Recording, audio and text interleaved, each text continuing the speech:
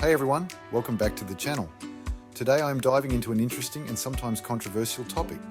What behaviours or traits might suggest lower cognitive abilities, or what some might call signs of low intelligence?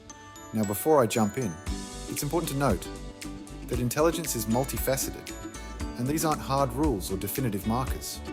Everyone's unique, and we all have our strengths and weaknesses. So, let's explore this together. Alright, let's kick off with number 1 on the list, closed-mindedness. So this basically means sticking to your beliefs even when new, credible information is presented.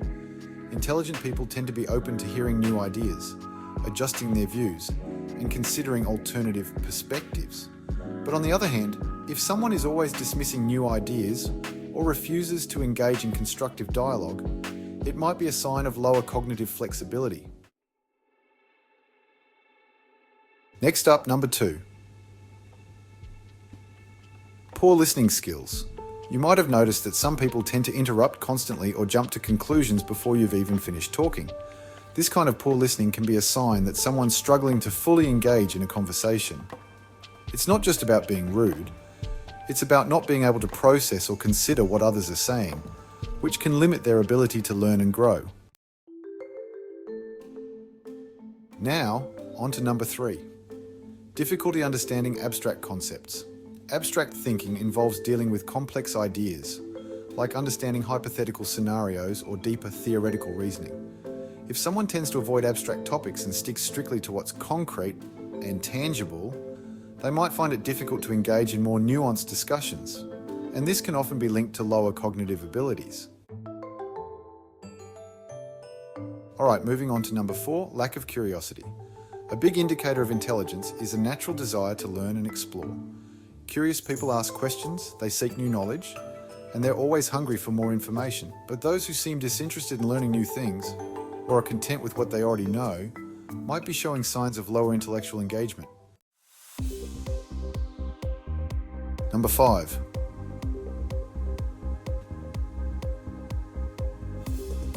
Poor problem-solving skills. People with higher cognitive abilities are generally good at analysing problems, thinking critically, and finding creative solutions. If someone struggles to solve problems, makes impulsive decisions, or avoids challenges altogether, it could indicate that they're not as adept in this area. And let's face it, problem solving is something we all need in everyday life. Alright, on to number 6, difficulty adapting to change. Life is full of surprises and changes, right? Being adaptable is key to success. People with higher intelligence are usually flexible and can adjust when things don't go as planned. But those who resist change, cling to old routines, or can't cope with new situations might find themselves struggling more than others. Coming in at number 7, impulsivity. Now this one's interesting. Impulsive behaviour, acting without thinking, can sometimes be linked to lower intelligence. It's not just about making quick decisions, but about a lack of consideration for the consequences. More thoughtful individuals tend to take a step back and think before they act. But if someone frequently makes rash decisions or has emotional outbursts, it might be a sign of cognitive difficulty. Number 8. Overconfidence. Confidence is great, but overconfidence? Not so much. There's something called the Dunning-Kruger effect, which basically says that people with lower competence often overestimate their abilities. On the flip side, those with higher intelligence are more likely to recognise their own limitations and be open to learning from others.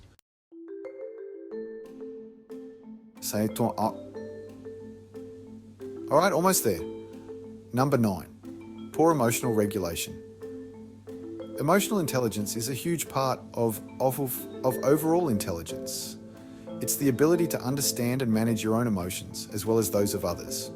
People who struggle with emotional regulation, think mood swings, or difficulty empathizing, might have lower cognitive and emotional abilities. This can also affect how they cope with stress or relate to others. And finally, number 10. Lack of self-awareness. Self-awareness is about knowing your strengths, weaknesses, values, and motivations. It's crucial for personal growth and healthy relationships. Those with lower intelligence may lack this self-awareness, making it difficult for them to identify their own biases or areas for improvement. Wow, that was a lot to unpack, right? But here's the thing. None of these traits should be seen as definitive. Intelligence is complex, and everyone has their own unique abilities. Plus, we can always improve. Recognizing areas where we can grow is just the first step. So, what do you think? Did any of these points resonate with you? Let me know in the comments. And if you enjoyed today's video, don't forget to like, subscribe, and hit that notification bell so you don't miss out on more content like this. Thanks for watching, and I'll see you next time.